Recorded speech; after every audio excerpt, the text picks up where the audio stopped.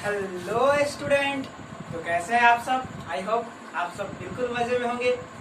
स्वागत है आप सबका वीएम साइंस एकेडमी का यूट्यूब चैनल पर। और आज का क्लास में हम लोग पढ़ने वाले हैं क्लास 12 का केमिकल काइनेटिक्स का नेक्स्ट क्लास। केमिकल काइनेटिक्स में हम लोग first order reactions, zero order reactions ये सब पढ़ चुके हैं। Molecularity of reactions, pseudo first order reactions तक का क्लास चल चुका है।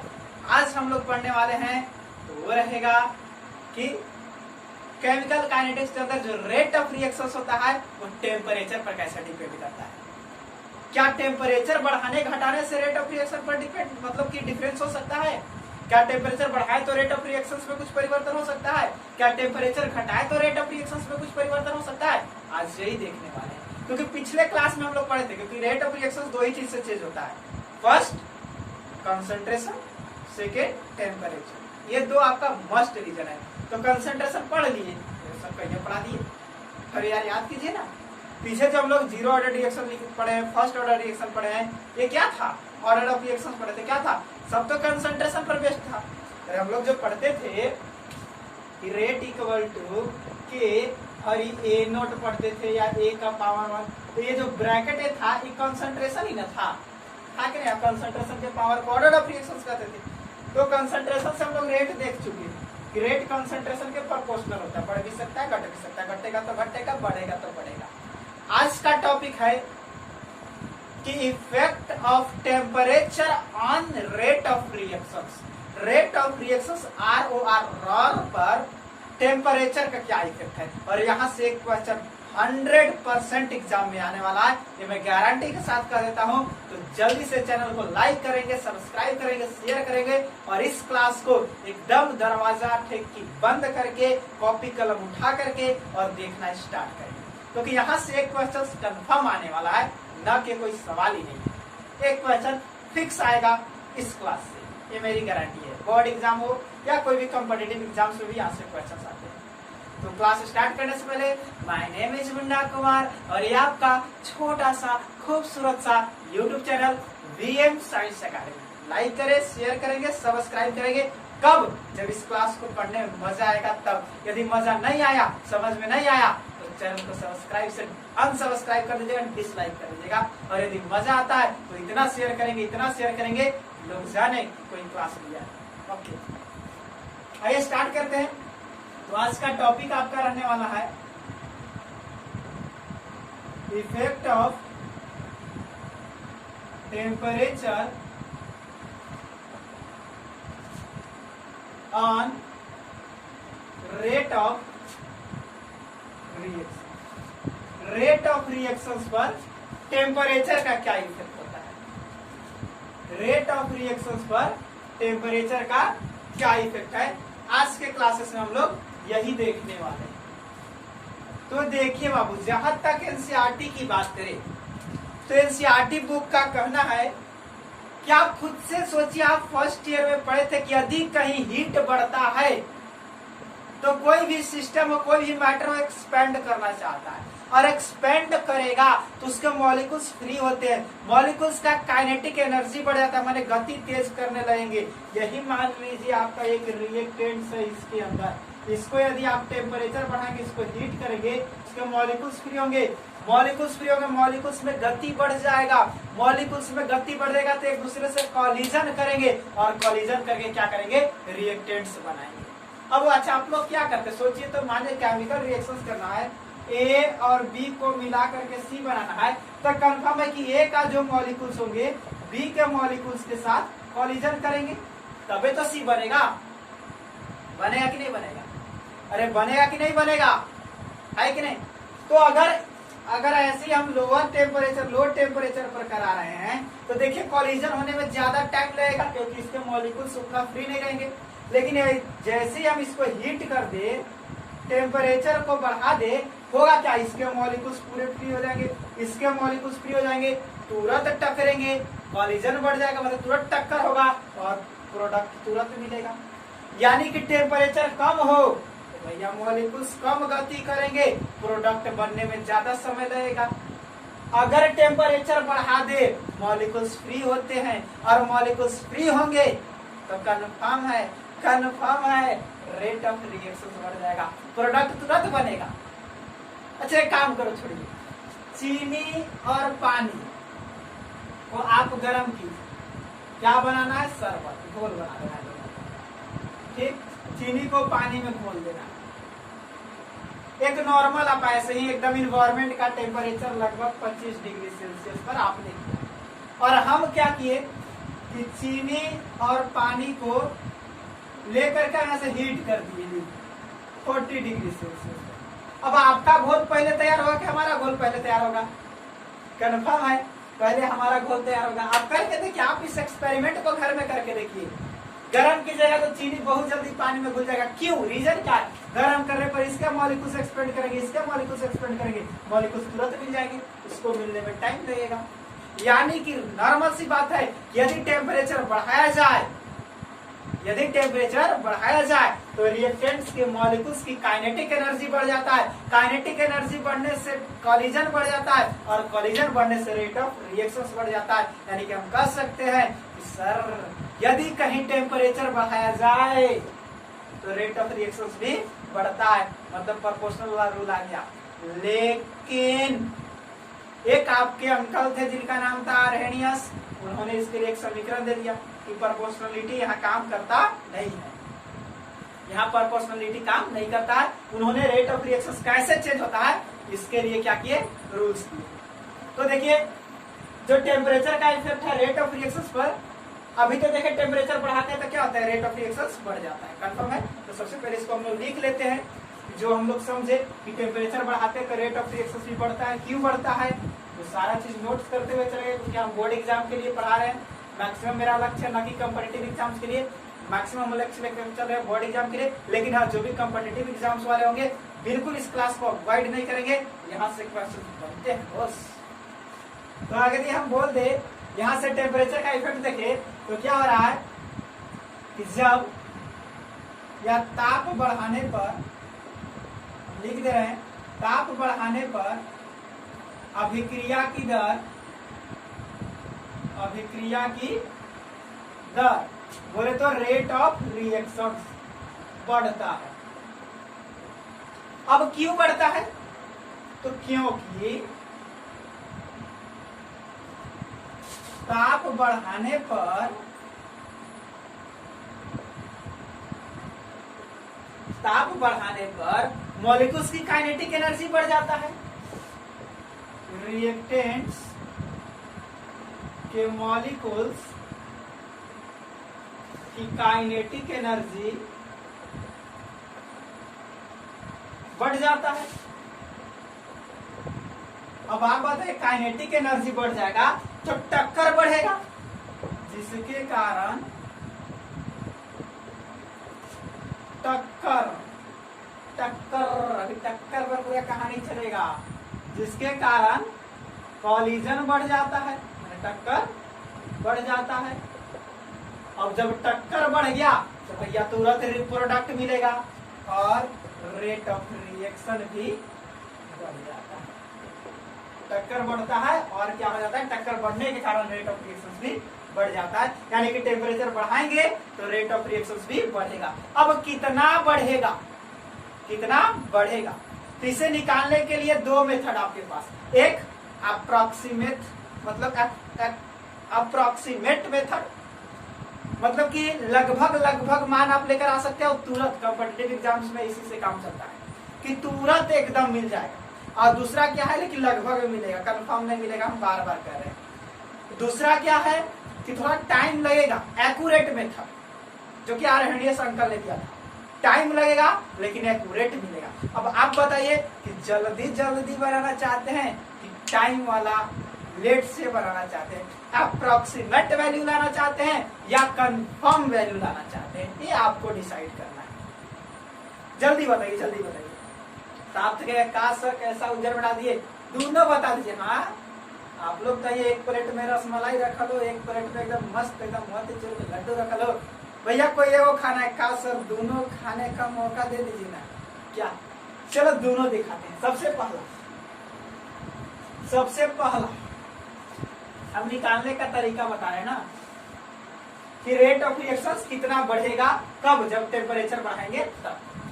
तो सबसे पहला कहता है अप्रोक्सीमेट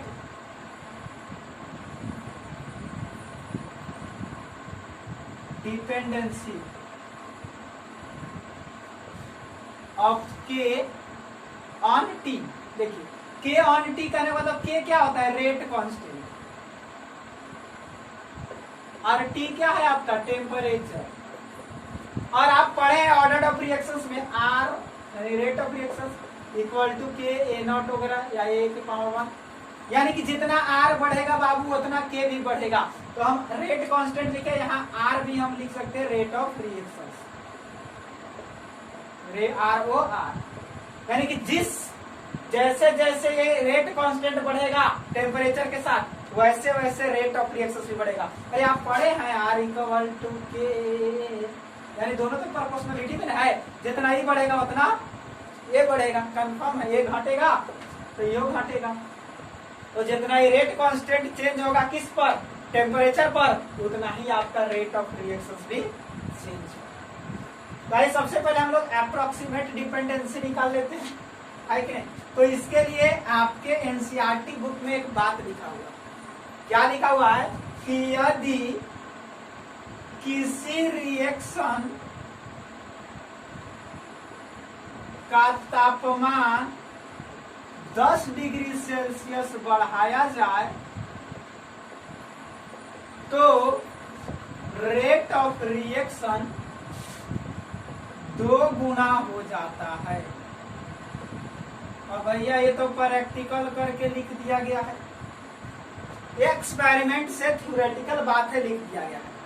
कहने का मतलब क्या हुआ कि किसी रिएक्शन के अगर 10 डिग्री सेल्सियस पर किसी अभिक्रिया की दर, कोई भी रिएक्शन का रेट ऑफ रिएक्शन मान लेते हैं x है, कितना है x है, वही 20 डिग्री सेल्सियस टेम्परेचर किया जाए, यानी कितना बढ़ा दिया गया 10, तो सीधे ये हो जाएगा 2 गुना 10 डिग्री सेल्सियस यदि टेम्परेचर बढ़े तो रेट ऑफ रिएक्शन कितना हो जाता है 2 गुना।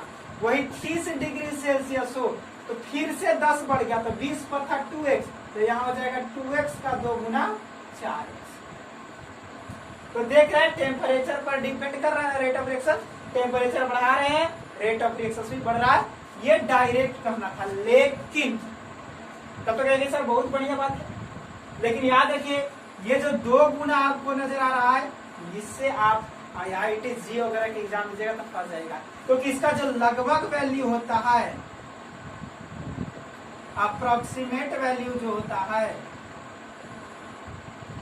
वो 2 और 3 के बीच में होता है, 2, 2.5, पौने 3 समझते हैं, 2.75 इसके आसपास होता है।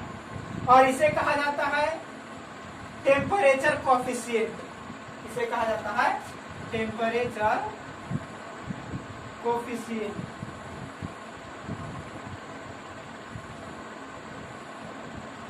ऐसे प्राय आपके एनसीईआरटी में 2 ही गुना दिया हुआ रहता है टेम्परेचर कोफिशिएंट, यानी कि यदि टेम्परेचर 10 डिग्री सेल्सियस बढ़ाया जाए तो रेट ऑफ रिएक्शन कितना बढ़ेगा 2 गुना।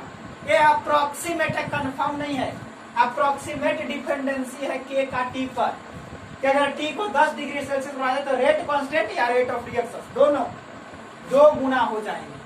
कितना हो जाएंगे 2 गुना हो जाएंगे। जैसे यदि हम इसका आपको देखें, एक क्वेश्चन कहता है कि यदि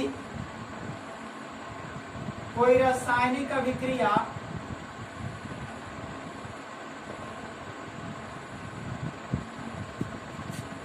दस डिग्री से किसी रासायनिक अभिक्रिया का rate of reaction 10 degree Celsius पर x है तो 80 डिग्री सेल्सियस पर रेट ऑफ रिएक्शन कितना होगा।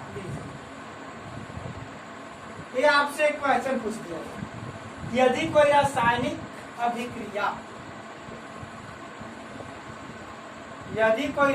अभिक्रिया का rate of reaction 10 degree Celsius पर x है तो 80 डिग्री सेल्सियस पर रेट ऑफ रिएक्शन कितना होगा। अब ध्यान से देखें, टेम्परेचर और rate of reaction 10 degree Celsius पर कितना है x, आपको जाना है 80 डिग्री सेल्सियस, और आपको पता है कि 10 डिग्री सेल्सियस बढ़ाए तो 2 गुना हो जाएगा। 10 डिग्री सेल्सियस बढ़ाने पर कितना हो जाता है? 2 गुना। लगभग है 2 से 3 होता है ना कि आपको 2 गुना लेकर चलना है। तो 10 जैसी टेम्परेचर 20 डिग्री सेल्सियस होगा, आप बताइए 10 डिग्री बढ़ा तो इसीलिए 2 गुना हो जाएगा। अगर 30 डिग्री सेल्सियस करे तो 10 फिर बढ़ गया तो फिर 2 गुना होगा। अगर 10 और बढ़ाए 40 डिग्री सेल्सियस करे तो फिर 2 गुना होगा 8x। 10 और बढ़ाए 50 डिग्री सेल्सियस करे तो फिर बढ़ेगा 16x। 10 और बढ़ाए 60 डिग्री सेल्सियस करे फिर 2 गुना होगा 16 दूनी 32x। 10 और बढ़ाए 70 डिग्री सेल्सियस कर दे फिर बढ़ेगा 32 दूनी 64x। और 80 डिग्री सेल्सियस करे यानी 10 और बढ़ गया फिर 2 गुना जाएगा। 70 पर 64 था तो 80 पर कितना हो जाएगा? 64 दूनी 128। ये आपका आंसर क्या होगा? 128। रेट ऑफ रिएक्शन कितना चेंज हो जाएगा 80 डिग्री सेल्सियस पर? 128।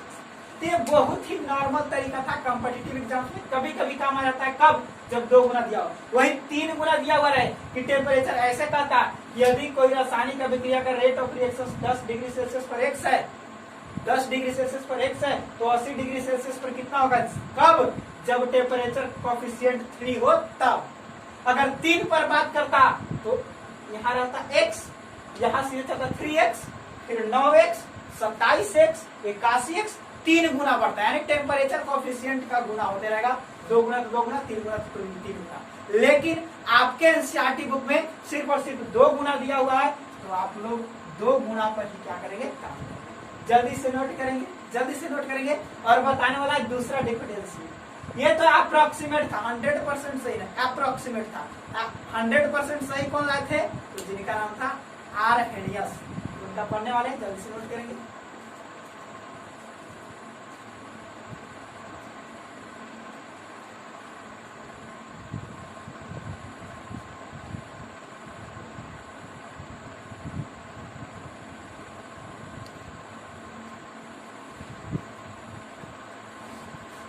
चलिए आगे देखते हैं दूसरा डिपेंडेंसी जो एकदम एक्यूरेट है। ये तो आपका अप्रोक्सीमेट था, लगभग इस तरह से चेंज होता है टेम्परेचर के साथ। नेक्स्ट जो सेकेंड है आपका वो एक्यूरेट है। Accurate dependency of K on T। अब एक्यूरेट कैसे निकालेंगे भैया? बड़ा दिक्कत है। एक्यूरेट टेम्परेचर से भैया एक्यूरेट टेम्परेचर इतना बढ़ा है तो रेट ऑफ रिएक्शन कितना चेंज हो रहा है? ये 100% सही देना है। तो इसके लिए आपको क्या है, मान लेते हैं ए और बी, अभी थोड़ा सा जो पहले लेक्चर दे रहे थे, ए और बी मिलकर के सी बना रहा है, मतलब इसके मॉलिक्यूल्स आपस में टक्कर रहे होंगे। अभी लेकर टेम्परेचर बढ़ने पर टक्कर बढ़ जाता है, तो जितना अधिक टक्कर होगा रेट ऑफ रिएक्शन उतना बढ़ेगा। लेकिन सारे टक्कर से प्रोडक्ट नहीं बनते हैं। अब मान लीजिए ए के पास 100 मॉलिक्यूल से अंदर, माने 100 मॉलिक्यूल से मोल्स है इसके अंदर के कौन है? एटम्स है। इसके पास 50 एटम्स। अब इसका 100 इसके 50 के साथ कॉलिजन करेगा, सबसे प्रोडक्ट नहीं बनते हैं, सबसे प्रोडक्ट नहीं बनता है। अरे आप खुद सोचिए ना, आप जब स्कूल में पढ़ते होंगे, आपके क्लास में कुछ लड़के होंगे, कुछ लड़कियां भी होंगे, आप प्रत्येक लड़कियां को घूर घूर के देखते होंगे। कभी भीड़ भाड़ में किसी से टक्कर भी हो जाता होगा, बहुत लोगों से टक्कर होता होगा, क्या सबसे काम बन जाता है? नहीं बनता है। तो प्रत्येक टक्कर प्रोडक्ट नहीं दे सकता है, प्रत्येक टक्कर प्रोडक्ट नहीं दे सकता है। तो सबसे पहला था, मतलब इसके लिए मतलब कि बोले तो सबसे इंपॉर्टेंट पॉइंट है एक्यूरेट डिपेंडेंसी निकालने के लिए, वो था कॉलिजन।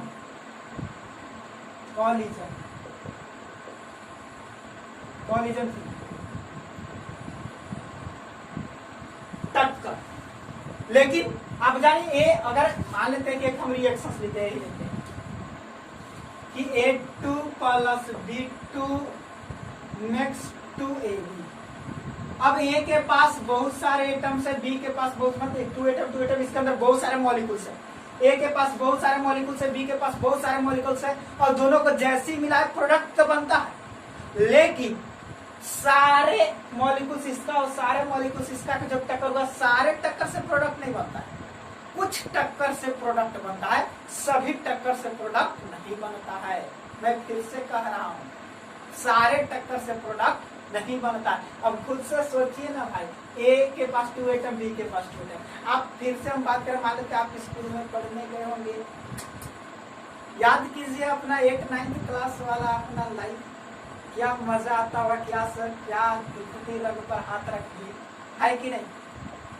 थोड़ी सी हम याद करवाने की कोशिश करते हैं 8-9th क्लास का आपका क्लास। यदि आप पढ़ रहे होंगे तो आसपास में बहुत सारे लड़कियां, गर्ल्स बॉयज सब पढ़ते हैं, कंबाइंड क्लास चलते हैं, या आप किसी इंस्टीट्यूट में पढ़ते होंगे तो वहां भी चलते हैं। आप मानते भीड़ भाड़ इलाका में किसी से टक्कर लगी आपका, अचानक या कहीं जा रहे हैं भीड़ भाड़ में कहीं टक्कर हो गया, क्या उससे काम बनता है आपका? एकदम नहीं। काम बनता है कब? जब एक गर्ल्स और एक बॉयज, कोई डिस्टर्ब करने वाला ना हो, नो डिस्टरबेंस, अकेले अकेले जाए और देखते हुए एकदम हेड टू हेड टक्कर हो जाए, तब कन्फर्म है कि कुछ ना कुछ आगे बात बढ़ेगा, वहां से प्रोडक्ट बनेगा, वहां से प्रोडक्ट बनेगा। यानी कि जो कॉलिजन हुआ है वो हेड टू हेड हुआ है, यानी एकदम सेम ओरिएंटेशन में हुआ है। तो पहला यहां से इसका निकलता है ओरिएंटेशन बैरियर।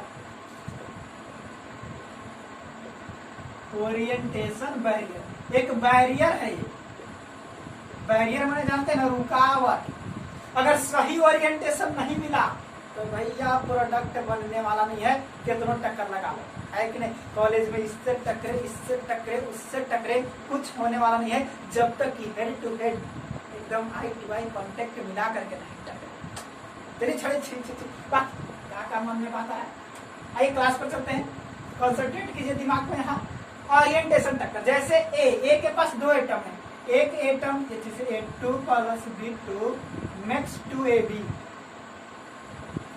अब ए के पास 2 एटम, एक एटम यहाँ हो, एक एटम यहाँ। बी के पास 2 एटम, एक एटम यहाँ हो, एक एटम यहाँ। ये इसको पसंद कर लिया, ये इसको पसंद कर लीजिए, हेड टू हेड दोनों टक्कर गए, तो यहाँ पे प्रोडक्ट बनेगा, मतलब काम होगा। ये दोनों अपन अपन को पसंद कर लिया, लेकिन वही है कि एक ए यहाँ है और एक ए का आइटम्स यहाँ है और एक बी यहाँ है और एक बी यहाँ। अब ये तो इसको, ये इसको पसंद, अब ये इसके साथ तो नहीं मिल पा रहा है, दिक्कत ये बीच में बैरियर लगा दिया। अभी कहेगा कि तोहनी मिलेगा तो हम हला कर देंगे, तो हमनी के मिला तो ये कहेगा ये एक डर नहीं मिलेगा, ये का डर मान लो ये भी दोनों क्या है, बॉयज है, ये दोनों गर्ल्स है। आप पढ़ा रहे हैं सर, ये कोई पढ़ाई समझिए, समझाने के लिए सारा खेला है। अरे जिंदगी है एक गेम है यार, लाइफ ही एक गेम है, जिंदगी को गेम की तरह हैंडल करो, हंसो हंसाओ मस्ती से रहो, बिल्कुल। तो अब क्या हुआ कि ये इसके साथ तो मान लेते हैं कॉलिजन कर ले रहा हेड टू हेड, लेकिन ये कहेगा कि भैया अब ऐसे भी मान लीजिए आप किसी के साथ नया नया काम करने जा रहे हैं, बगल से कोई देख रहा हो तो कुछ प्रोडक्ट बनने वाला है, कुछ काम होने वाला नहीं। काम होगा कब? जब कोई नहीं देख रहा हो तब। तो यहाँ से ही तो देख रहा है और इसको यहाँ से ही देख रहा है, तो यहाँ पे कोई प्रोडक्ट बनने वाला नहीं है। यहाँ से ये जो कॉलिजन होगा ये प्रोडक्ट नहीं देगा। या ए का मॉलिक्यूल्स ऐसे है और बी आपका ऐसे है, यहाँ से ये तो मान लेते हैं इसके से बना लेगा, लेकिन ये कहा जाएगा, ये कहा जाएगा। यहाँ भी आपका कॉलिजन हुआ लेकिन प्रोडक्ट नहीं बना। तो प्रोडक्ट बनेगा कब? जब ओरिएंटेशन सेम रहेगा तब। प्रोडक्ट बनेगा कब? जब ओरिएंटेशन सेम रहेगा तब। प्रोडक्ट बनेगा कब? जब ओरिएंटेशन सेम रहेगा तब कॉलिजन होगा, है कि नहीं। तो यहाँ से सिर्फ प्रोडक्ट बनेगा, बाकी वहीं से प्रोडक्ट बनने वाला नहीं। बाकी कैसे भी टक्कर करवा दीजिए, जब तक हेड टू हेड टक्कर, वो भी कोई ना देखे, एकदम सुनसान जगह पर टक्कर हो तब काम बनेगा, बाकी काम बनने वाला नहीं है। तो ऐसे टक्कर में प्रोडक्ट बनते हैं, ए और बी इस तरह से हेड टू हेड टकराएंगे तब प्रोडक्ट बनेगा। वो भी कोई नहीं हो, देखो इसको से बस दोनों अपन काम कर रहा है कि नहीं। और रात के 11 बज चुका है और लोग भी काम कर रहे होंगे घर में सब। चलिए कोई बात नहीं है। तो इस तरह से क्या होता है आपका कॉलिजन होता है, तब जाकर के प्रोडक्ट बनता है। आइए अब बात करते हैं हम थोड़ी सी आगे, थोड़ा सा और आगे चलते हैं। तो दूसरा, ये तो बात नहीं है ओरिएंटेशन बैरियर था कि ओरिएंटेशन एकदम हेड टू हेड होना चाहिए। अब ये सब का ओरिएंटेशन हेड टू हेड नहीं है तो क्या होगा, इन लोग को हेड टू हेड लाना होगा। अब ये इसके चलते लजा शर्मा रहा है कि भैया हम नहीं चाहेंगे, अब इसको इनकरेज करना होगा, इसके एनर्जी हमको बाहर से देना होगा। यहाँ ये काम कर रहा है, ये काम नहीं कर रहा है, ये इसके चलते भी लजा जा रहा है, तो इन लोगों का क्या करना होगा, एनर्जी देना होगा बाहर से। अब एक वैसे दोस्त की आवश्यकता है, अब एक वैसे दोस्त की आवश्यकता है जो इन लोगों को सक्रिय कर दे। जैसे मान लीजिए दो लोग को टक्कर करना है और तीसरा कोई देख रहा है, उसके चलते इन लोग नहीं टकरा रहे हैं, तो क्या होगा, इसको एक ऐसे दोस्त की आवश्यकता होगा जो इसको क्या करे, इनकरेज करे, इसको बिल्डअप दे। अरे भैया 4 दिन का जिंदगी है, फिर तो वही सब आया है, सबको जाएगा, खाली हाथ आया था, खाली हाथ जाएगा, है कि नहीं। काम करो कुछ ऐसा, दुनिया बनना चाहे तेरे जैसे, एक कहावत सुने। अरे काम करो कुछ ऐसा, दुनिया बनना चाहे तेरे जैसा, तो वैसा इनकरेज करो, वैसा इसे एक्टिवेशन एनर्जी देगा, वैसा इसको एक्टिवेट करना होगा आपको कि इसके बावजूद भी ये इससे हेड टू हेड टक्कर कर ले और प्रोडक्ट्स बनाए। तो उसके लिए दूसरा आपका कंडीशन बनता है, सिर्फ समझ के ओरिएंटेशन बैरियर का समझना है। अब इसे ठीक करने के लिए क्या हुआ, सेकेंड नंबर आपका आता है एनर्जी बैरियर।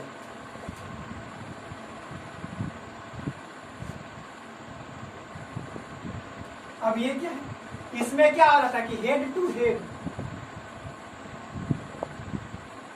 ऐसे रहेगा तो प्रोडक्ट बनेगा, लेकिन वही ऐसे रहेगा और बी ऐसे है तब प्रोडक्ट नहीं बनेगा, वही ऐसे रहेगा और बी ऐसे है तो भी प्रोडक्ट नहीं बनेगा। जबकि आप देखते हैं कि मान लीजिए दो चीज को मिला, दो रिएक्शन थे, फट से रिएक्शन हो जाता है, भैया टक्कर तुरंत हो जाता है, कौन सा हुआ कोई पता नहीं हुआ, यानी सब हो जाता है। जब यहाँ देख रहे हैं कि ये कॉलिजन काम, ये प्रोडक्ट नहीं था, तो इसको प्रोडक्ट दिवाने के लिए, इससे प्रोडक्ट बनाने के लिए क्या करना होगा, इसको एनर्जी देना होगा, इससे लजा मत, इसको इनकरेज करना होगा, इसके हेजिटेशन को हटाना होगा, शर्मा मत लजा मत, जो कर तो डर है कि नहीं। अरे जब किया तो डरना क्यों है कि नहीं, वही बात है। आई तो एनर्जी बैरियर, इसमें क्या होगा कि ये मान लीजिए आपका इधर एनर्जी रहा, अगर आप से समझेंगे, और इधर आपका रिएक्टेंट्स का फैक्टर है। अब मान लेते कोई रिएक्टेंट्स यहाँ पे,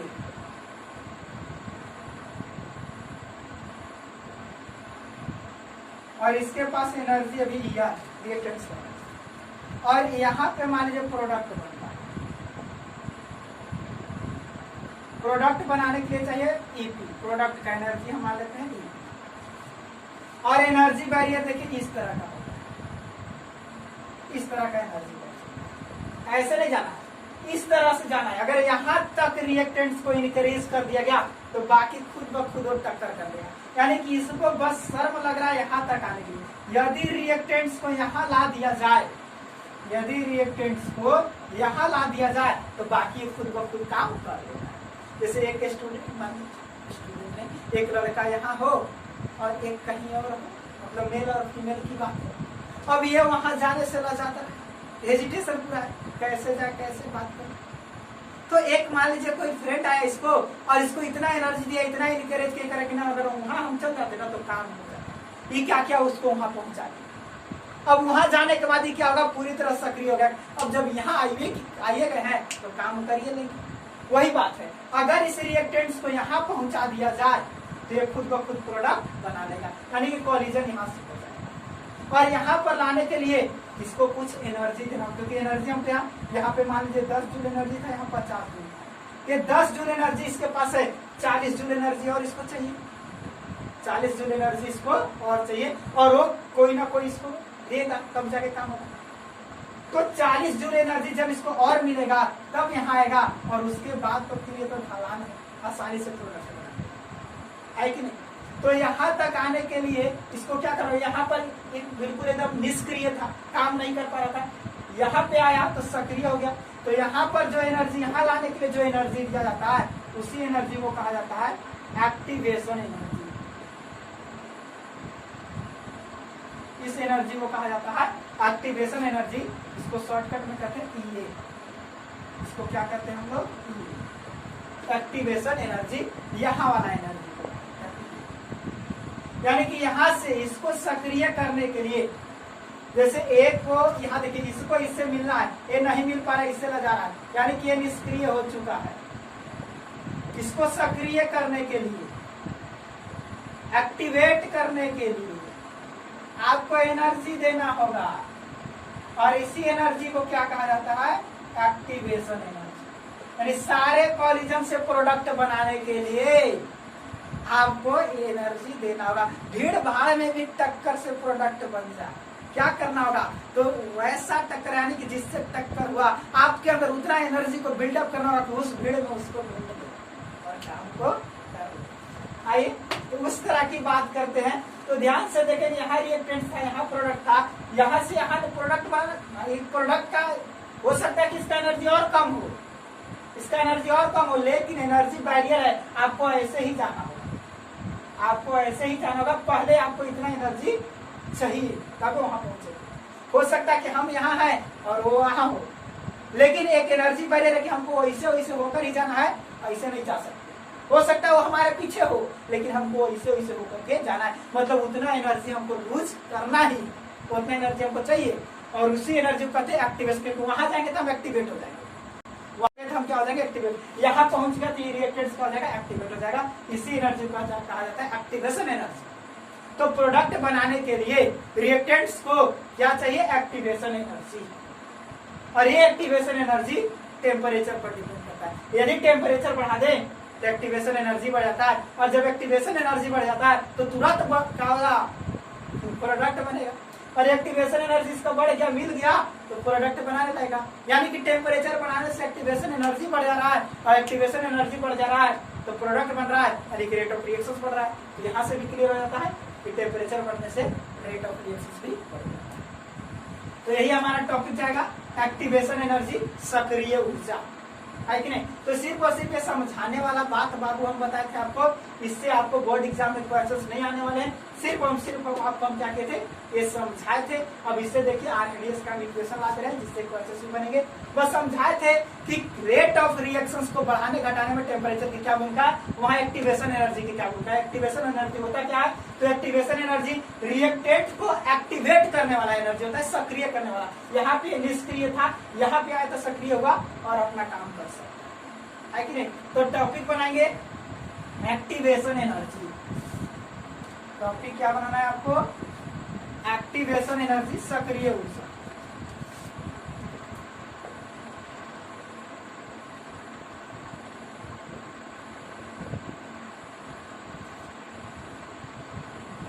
सक्रिय ऊर्जा।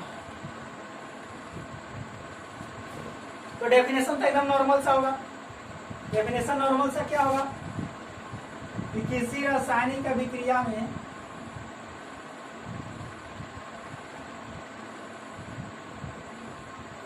अभिकारक को, अभिकारक बोले तो रिएक्टेंट्स, सक्रिय अवस्था में लाने के लिए, सक्रिय अवस्था में लाने के लिए जो ऊर्जा या जितनी ऊर्जा की आवश्यकता होता है, आवश्यकता होती है, उसे सक्रिय ऊर्जा या एक्टिवेशन एनर्जी,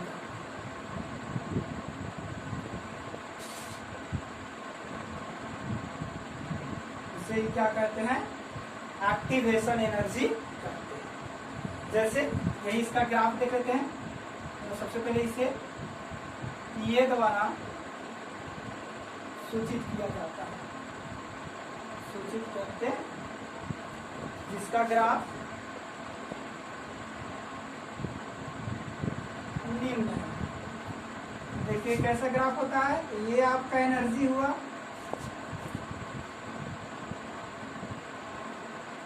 और ये आपका रिएक्टेंस हुआ, रिएक्टेंस का फैक्टर। यहाँ पे आपका रिएक्टेंस है, एनर्जी है इसके पास किया। यहाँ पे आपका प्रोडक्ट है, एनर्जी है इसका ईटी। यहाँ से जो आपका एनर्जी बैरियर इस तरह, तो यहाँ पे आना होगा रिएक्टेंट्स को, यहाँ पे आने की इतना एनर्जी रिएक्टेंट्स के पास होना चाहिए, जबकि इतना एनर्जी इतना होना चाहिए। यहाँ वाला एनर्जी को क्या कहते हैं, इतना एनर्जी इसको पास होना चाहिए। इसे ट्रांजिशन स्टेट में बोलते हैं, ट्रांजिशन स्टेट। मतलब यहाँ आएगा तो रिएक्टेंट्स क्या होगा, प्रोडक्ट में बदल, मतलब सारा बदलने वाला काम यहीं से होता है। अगर यहाँ पे आ गया रिएक्टेंट्स तो काम होने लगेगा, यहाँ से रिएक्टेंट्स प्रोडक्ट में बदलने लगेगा। यानी कि इसके पास ईआर था, ये लाना है, यानी एनर्जी आपको देना कितना होगा, तो मान लो यहाँ 10 है, यहाँ पे 50 है, तो 40 आपको देना होगा, है कि नहीं? लेकिन उससे पहले यदि जान ले तो यहाँ से लेकर के यहाँ तक का ये जो आपको नजर आ रहा है, इसको कहा जाता है threshold energy. Threshold energy, threshold मैंने जानता हूँ चौखट, दरवाजा, चौखट, अरे दरवाजा नहीं जानते, दरवाजा में चौखट लगता है, चौखट को पार होने वाला एनर्जी। यानी कि टोटल एनर्जी क्या है आपके पास, इसके पास क्या है, ईआर। ईआर आप इतना चाहिए, इतना टोटल में से ईआर को घटा देंगे तो ये वाला मिल जाएगा, है कि नहीं? ये वाला को क्या बोल रहे हैं, ये बोल रहे हैं। यानी कि जो यहाँ से ये मिलने वाला है तो क्या ये जो ये है वो क्या होगा, टोटल ईटी थ्रेशोल्ड एनर्जी में से क्या करेंगे, ईआर, ये वाला एनर्जी को हटा देते हैं। ये क्या मिला हमें, एक्टिवेशन एनर्जी, यहाँ से भी होगी, ये भी एक फार्मूला मिला। अगर थ्रेशोल्ड एनर्जी दिया हुआ हो तो एक्टिवेशन एनर्जी को भी कर सकते हैं। और इसी को कहा जाता है एनर्जी बैरियर। यहाँ से यदि पार कर गया तो भैया फिर उसको कोई रोकने वाला नहीं है, वो प्रोडक्ट बनाएगा ही बनाएगा, है कि नहीं? फिर उसे कोई रोकने वाला, यही एनर्जी बैरियर होता है। और ये एनर्जी बैरियर, यही जो एनर्जी बैरियर होता है, इसके बाद क्या होता है, रेट ऑफ रिएक्शन चेंज होने लगता है, मतलब कि रिएक्शंस बनने लगता है। यानी कि जो यहाँ ये जो एनर्जी बैरियर है, ये इसी एनर्जी बैरियर को बताए थे आर्हेनियस ने कि जो एनर्जी बैरियर होता है वो इक्वल होता है किसके, ई के power minus A by R T. ये बताया हुआ था किनका, या ये समानुपाती, यही आर्हेनियस ने बताया।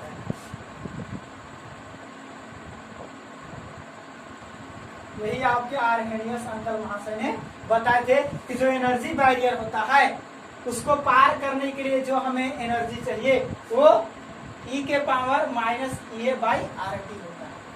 यानी कि इसके बाद प्रोडक्ट बनने लगेगा, यानी कि रेट ऑफ रिएक्शन चेंज होने लगेगा, यानी कि रेट ऑफ रिएक्शन भी आपका समानुपाती हो जाएगा किसके, ई के power minus A by R T. अब जो रेट ऑफ रिएक्शन होता है वही तो के होता है, तो के भी आपका क्या समानुपाती हो जाएगा, ई के power minus A by R T. अब यहाँ समानुपाती चिन्ह को हटाएंगे और एगो कांस्टेंट लगाएंगे, यानी कि k इक्वल टू एगो कांस्टेंट लग जाता है ए आर्हेनियस कांस्टेंट इनटू ई के पावर माइनस ए बाई, और यही था आपका आर्हेनियस का इक्वेशन। यही है आपका आर्हेनियस इक्वेशन, एकदम छोटा सा इक्वेशन, लेकिन थोड़ा सा बोलने में डर लेगा। A k equal to A dot e के power minus A by r, है कि नहीं? जल्दी से नोट बनाएंगे, जल्दी से नोट बनाएंगे। ये आपका एनर्जी बैरियर हुआ, और इसको पार करने के लिए जो चाहिए एनर्जी वही इसके प्रोपोर्शनल होता है। और ये एनर्जी अगर पार कर जाए, यानी कि एनर्जी बैरियर को पार कर जाए तो प्रोडक्ट बन जाएगा, रेट ऑफ रिएक्शन बढ़ जाएगा। यानी कि जितना एनर्जी बैरियर होगा जस्ट वही रेट ऑफ रिएक्शन होगा, और जो रेट ऑफ रिएक्शन होगा वही आपका क्या होगा, के रेट कांस्टेंट होगा, दोनों सब प्रोपोर्शनल होगा। और प्रोपोर्शनल साइन को होता है जहां से समानुपाती चिन्ह हटता है वहीं एगो कांस्टेंट सकता है, ये आर्हेनियस कांस्टेंट। जल्दी से नोट करेंगे, वीडियो को पॉज करके नोट कर लेंगे, हम थोड़े से और आगे चलते हैं।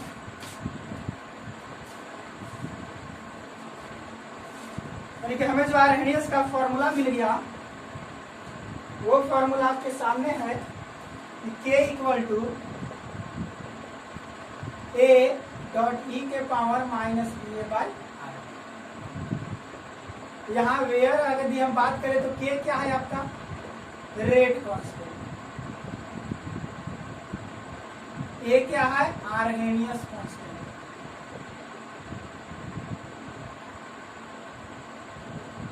ये क्या है?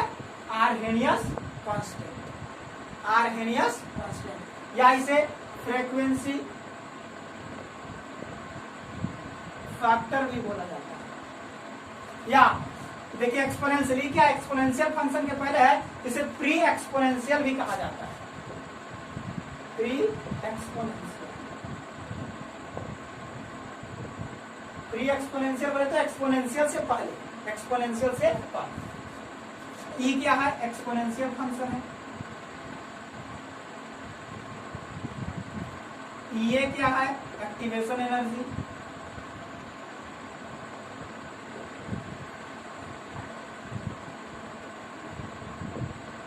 आर क्या है? Universal gas constant.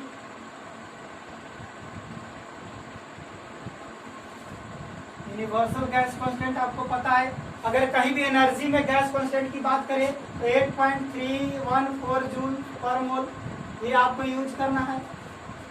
वही आपको कहीं अगर प्रेशर वगैरह के टर्म्स में बात करें तो 0.82 वाला यूज करना है। टेम्परेचर है T, हमेशा केल्विन में यूज करना है। जल्दी से नोट करेंगे, अब क्वेश्चंस को बनाएंगे।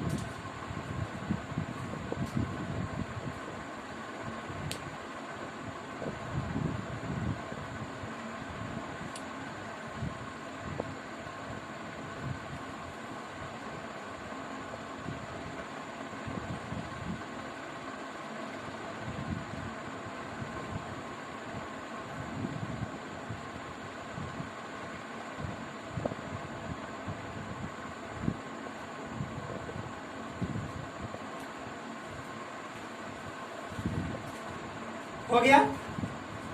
आइए थोड़ी सी और आगे बात करें, थोड़ी सी और आगे बात करते हैं।